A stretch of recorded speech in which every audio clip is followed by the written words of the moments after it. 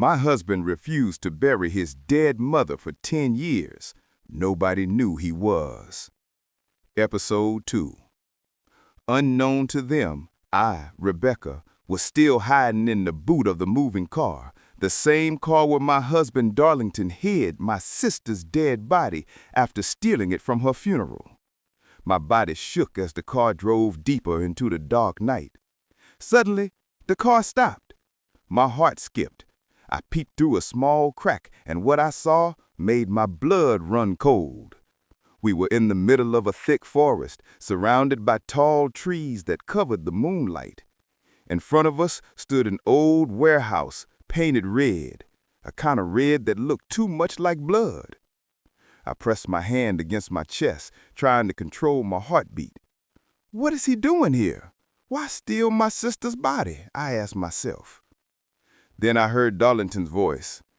Get the body out from the boot, he ordered one of his men. The sound of his cold voice sent chills down my spine. The man's heavy steps came closer and closer to the boot.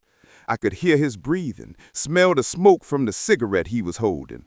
I shut my eyes, praying silently. The boot clicked open. Our eyes met. For 2 seconds, we just stared at each other, shocked. Before he could scream, I covered his mouth with my hand. Please, don't shout, I whispered. Look, take this. I slipped off my gold wedding ring and showed it to him. It's expensive. Help me escape, please. He looked at the ring, then at me. For a moment, he said nothing. Then he nodded slowly. All right, he said quietly. I'll help you, but you must run fast. This forest is dangerous. If your husband sees you before you reach the main road, you're dead. He distracted the other men while I sneaked away, crawling behind the trees, my heart pounding like thunder. Meanwhile, Darlington took a small bottle from his pocket, the bottle that contained my urine.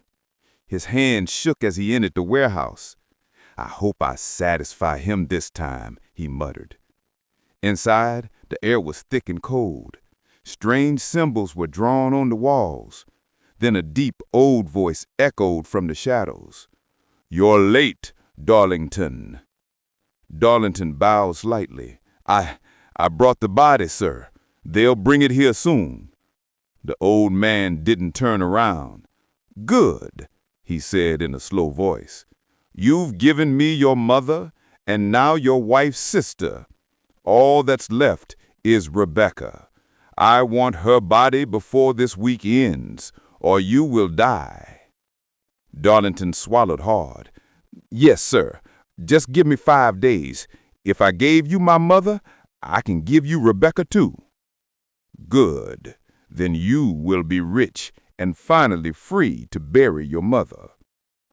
As Darlington turned to leave, the old man whispered, Rebecca, you will not escape this time. Far away in the forest, I hid behind a tree and called my mother. Mom, I cried softly, Darlington took my urine. He brought my sister's body to some forest. Please call the police. My mother gasped. Stay there, I'm coming.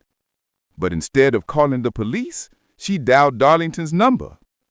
Fool, Rebecca followed you. She knows everything. Darlington froze. Where is she? Mrs. Grace told him the exact place her daughter Rebecca was hiding. Don't worry, Darlington said with an evil smile. I know what to do. Back in the forest, Rebecca waited. 30 minutes, an hour, 2. Her phone battery was dying. The night was silent. Then came footsteps, slow, heavy, coming closer. Who do you think is coming? To be continued.